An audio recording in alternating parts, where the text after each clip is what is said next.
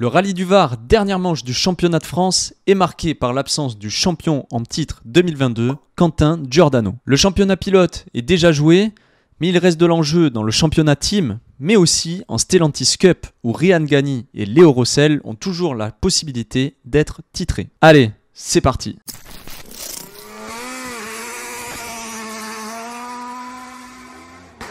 Bonjour à tous, j'espère que vous allez bien. Aujourd'hui, on se retrouve pour le dernier débrief de l'année, toutes compétitions confondues. Le débrief du rallye du Var, dernière manche du championnat de France asphalte. Avant que la vidéo commence, n'oubliez pas de liker et vous abonner pour soutenir mon travail si le contenu vous plaît. Objectif 2500 abonnés avant la fin d'année. Franchement, ce serait un très beau cadeau de Noël si on atteint cet objectif. Allez, fini de parler.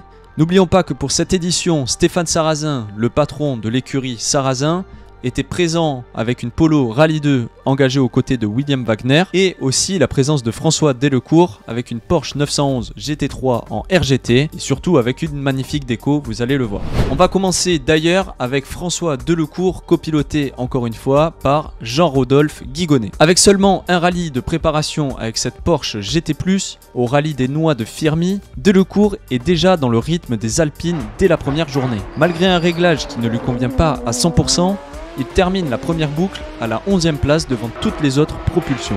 Malheureusement, le lendemain, dès la première spéciale, une crevaison viendra ruiner son rallye, mais surtout l'écrou de serrage qui a décidé de ne pas s'enlever. L'équipage ne peut pas changer la roue et doit abandonner.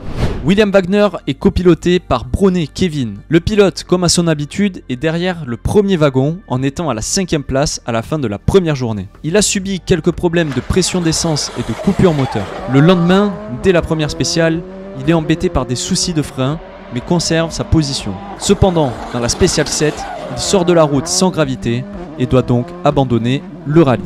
On passe maintenant à Cédric Robert et Mathieu Duval qui ont troqué leur Alpine A110 RGT pour une Citroën C3 Rallye 2. Un très bon rallye de leur part pour une première avec cette voiture. Ils ont directement réussi à se caler à la 6e place dès la première journée. Ils tiennent ce résultat jusqu'au bout du rallye et se classent derrière Pierre Campana et Sabrina Castelli en 5e position qui sont de nouveau présents sur une manche du championnat de France. Comme présenté en introduction, Stéphane Sarrazin est présent sur ce rallye du Var. Il est copiloté par Geoffrey Combe et ça roule fort d'entrée de jeu comme à son habitude. Il est dans le rythme des habitués du championnat et il se classe à la 4e place du rallye à la fin de la première journée. Régulier et propre, il parvient à terminer le rallye sur la 3e marche du podium en profitant de la crevaison de Johan Bonato dans la spéciale 8 qui lui fera perdre plus d'une minute. Hugo Margueillan et Laetitia Marceau finissent en beauté l'année avec une magnifique 2e place à l'arrivée.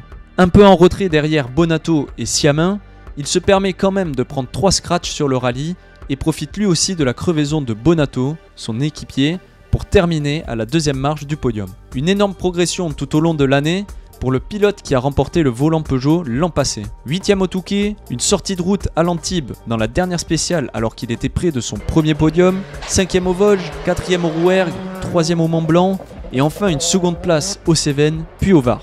Une énorme progression. Et maintenant, il joue les batailles avec les 3 cadors du championnat, à savoir Giordano, Bonato et Siamin. Vraiment une belle confirmation de son talent. Ce week-end, on aura eu droit à un bras de fer avec la magnifique bataille entre Johan Bonato et Nicolas Siamin. Dès la première journée, composée de 4 spéciales, c'est très chaud entre les deux hommes.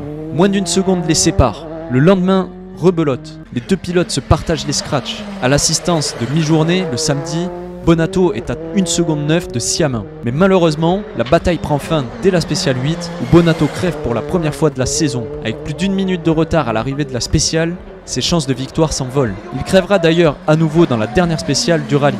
Johan Bonato et Benjamin Boulou terminent quand même à la 4e place et permettent avec Hugo Margueillan à CHL de remporter le titre de meilleur team 2023.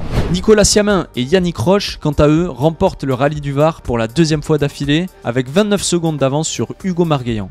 Avec 7 scratchs, il est le meilleur performeur devant Bonato qui lui remporte 5 scratchs du rallye. C'est la deuxième victoire de la saison pour Siamin, qui a commis quelques erreurs durant le championnat qui lui a fait perdre de précieuses secondes sur certains rallyes. Il a aussi été victime à 2 reprises de problèmes mécaniques sur sa Hyundai i20 Rally 2. On se souviendra de son problème de direction assistée à l'Antibes qui le fait terminer à la 7ème position alors qu'il était 2ème, mais aussi au Cévennes et ses problèmes moteurs qui le font abandonner. Le classement final de cette année 2022 se termine évidemment avec un Quentin Giordano en tête avec 167 points qui a pu se permettre de ne pas venir sur cette manche pour une raison personnelle, suivi d'un Bonato à 146 points et juste derrière Siamin à un tout petit point. Robert est 4ème avec 120 points et Margueillan 5ème avec 102 points.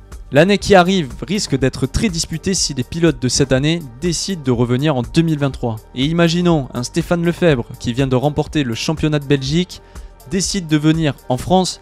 Franchement, ce serait pas un plateau qui ferait rêver ça les gars? Dites-moi ce que vous en pensez en commentaire. La Stellantis Cup connaît désormais son champion 2022 et c'est l'équipage Léo Rossel et Guillaume Mercoiré qui remportent cette édition. A noter que l'équipage Léo Rossel est invaincu cette année sur asphalte. C'est une belle performance franchement pour le championnat Stellantis. Ryan Gani, copiloté par Florian Barral, qui était en tête du championnat au départ du rallye, a malheureusement eu une casse moteur dans la Special 6. Il était d'ailleurs bien parti puisqu'il devançait Léo Rossel de 17 secondes avant sa casse. Toujours dans les rallyes 4, Sarah Rumeau, quant à elle, remporte le trophée Michelin Amateur 2022. Et on termine cette vidéo du côté des amateurs avec la meilleure performance qui revient à Benjamin Cardena et Alexandra Fontana avec leur magnifique 306 F2014 qui termine à la 19e place du rallye. A noter aussi la performance de Capelli Thomas, juste derrière qui termine donc à la 30e place avec une 208 R2. Voilà, c'était le dernier débrief de l'année. J'espère que cette saison de débrief, on va dire, vous a plu. Comme je l'ai dit en début de vidéo, n'oubliez pas de vous abonner pour soutenir mon travail, ça me ferait extrêmement plaisir et c'est ce qui me motive à continuer. Ouais, c'est Maxime du montage. Je tenais à rajouter quelque chose. Un grand merci à toutes les personnes qui m'ont soutenu. Je pense notamment à Rallye France qui a partagé mon travail sur sa page Facebook et Instagram. Et merci aussi à tous les collaborateurs qui me partagent leurs vidéos, leurs photos, notamment Rigo Style avec qui je travaille beaucoup sur le championnat de France, Flatout, AP Rally pour les vidéastes et même les autres à l'international aussi qui ont bien accepté de partager leurs vidéos. Et les photographes comme Bastien Roux, Lohan Guibal, etc. qui me permettent d'utiliser leur contenu et je les remercie énormément.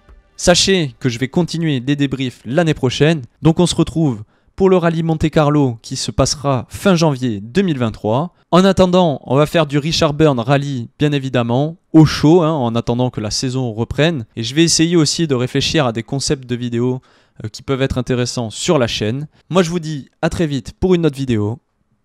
Ciao!